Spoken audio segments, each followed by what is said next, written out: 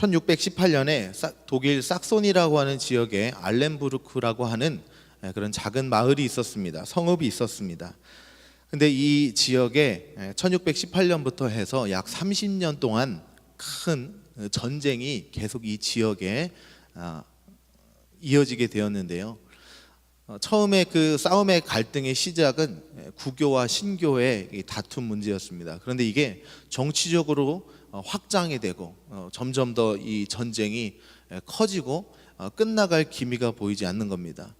이 전쟁 때문에 주변에 있는 많은 성읍들에서 알렌부르크라고 하는 지역으로 피난을 오게 되고, 또 그 알렌부르크라고 하는 지역조차도 이제 안전하지 않게 되어서 굉장히 많은 어려움 가운데 처한 그런 상황이 있었습니다.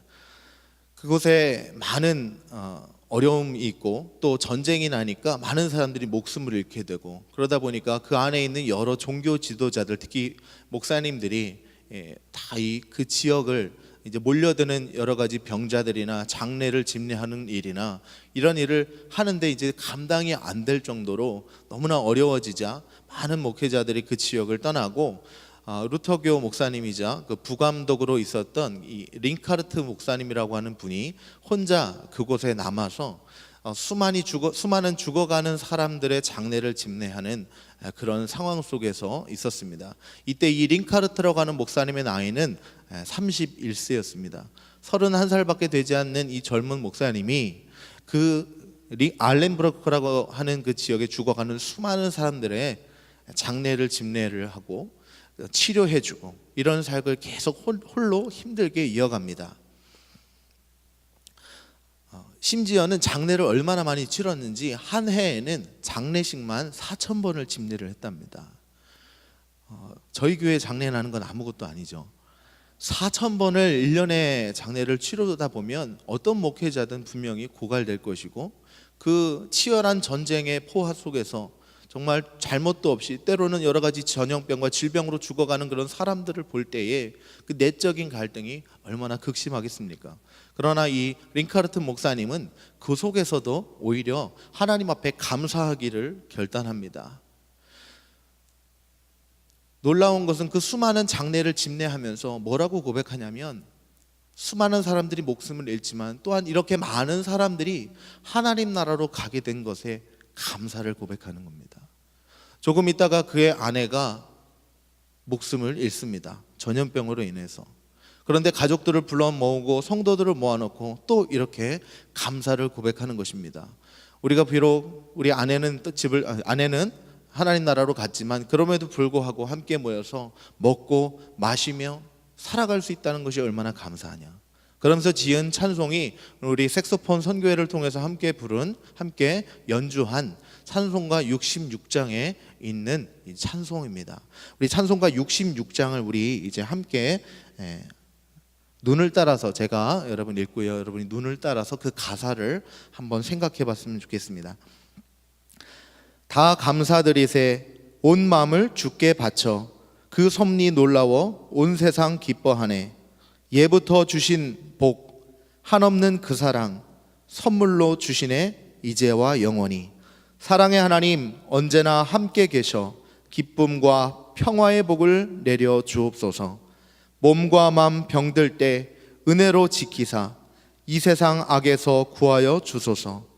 감사와 찬송을 다 주께 드려라. 저 높은 곳에서 다스리시는 주님, 영원한 하나님 다 경배하여라. 전에도 이제도 장래도 영원히 아멘. 할렐루야. 이 찬송을 처음 제가 볼 때에, 가사를 생각할 때에 이 링카르트 목사님의 삶의 상황은 전혀 예측할 수 없었습니다. 그러나 그런 수많은 사람들이 죽어가는 과정 속에서, 심지어 자기의 부인이 목숨을 잃는 그런 상황 속에서 이 링카르트 목사님이 어떻게 감사할 수 있었을까요? 감사에는 두 가지가 있는 것 같습니다. 세상적인 감사와 신앙적인 감사. 세상적인 감사는 조건에 따른 감사입니다. 그러나 신앙적인 감사는 관계에 따른 감사입니다. 여러분, 우리는 상황에 따라 감사하는 성도가 아니라 하나님이 기뻐하시는 하나님하고의 영적인 관계 안에서 감사할 수 있는 그런 믿음의 성도들이 되시기를 주님의 이름으로 축원합니다. 저희 부모님은 지금 저랑 같이 살지도 않고요, 한 달에 몇 번 연락도 잘 하지 않습니다. 제가 요구하는 것대로 다 해주실 수도 없습니다. 그러나 항상 저는 저희 부모님을 생각할 때에 감사한 마음을 갖습니다. 어떤 상황이나 어떤 조건 때문에 감사한 것이 아니라 내가 우리 부모님의 아들이라고 하는 그 사실 때문에 감사한 것이죠. 여러분, 성도로서 데살로니가전서 5장 16절 이하의 18절부터 항상 기뻐하라, 쉬지 말고 기도하라, 범사에 감사하라. 그리고 나오는 말씀이 무엇이죠? 이는 예수 안에서 너희를 향하신 하나님의, 그리스도 예수 안에서 너희를 향하신 하나님의 뜻이니라 라고 말씀하시죠. 그리고 오늘 다니엘이라고 하는 사람도 바로 그와 같은 하나님하고의 그 관계 안에서 감사할 수 있었던 사람입니다. 다니엘서를 보면 링카르트 목사님처럼 이 다니엘도 전쟁의 포로로 끌려와서 얼마나 그 왕의 귀족과 같은 그런 신분으로 살 수 있었지만 절대 감사할 수 없는 상황 속에 있었지만 뜻을 정하고 하나님 앞에 기도하고 감사하는 그 감사를 통하여서, 그리고 무엇보다 그 감사의 근거는 하나님하고의 영적인 관계가 전제되었다는 것이죠. 여러분, 상황은 바뀌고요, 다니엘이 살았던 제국도 다 바뀌었습니다. 4명의 왕이 바뀌고 제국이 3번이나 바뀌었습니다. 그럼에도 불구하고 다니엘은 하나님하고의 관계 속에 있었기 때문에 변함없이 하나님께 감사할 수 있었다는 것입니다. 여러분, 하나님이 우리의 아버지 되신 줄로 믿습니다. 과거에도 우리를 구원하셨고 오늘도 우리와 동행하시고 우리의 미래와 역사에도 함께 하시는 주님인 것을 믿으시기 바랍니다.